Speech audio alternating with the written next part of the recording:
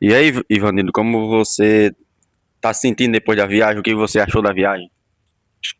Rapaz, meu amigo, todo quebrado aqui, viu? Trocaram a gente de ônibus. Mas quem gosta mais é o nosso amigo Paulo aí. Diz aí, Paulo, como é que foi? Rapaz, é o seguinte, eu comprei 4 passagens, né?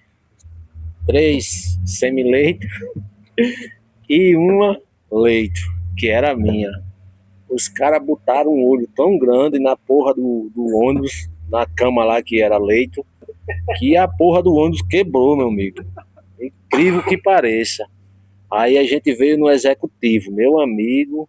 Eu digo a você que a gente chegou em casa. Eu cheguei aqui na empresa todo quebrado, entendeu? Não foi à toa que a gente passou o resto da tarde aqui, a gente nem vimos trabalhar, não conseguimos trabalhar, deixamos para trabalhar amanhã. Mas infelizmente passamos o dia hoje quase todo deitado para descansar a viagem, porque foi longa.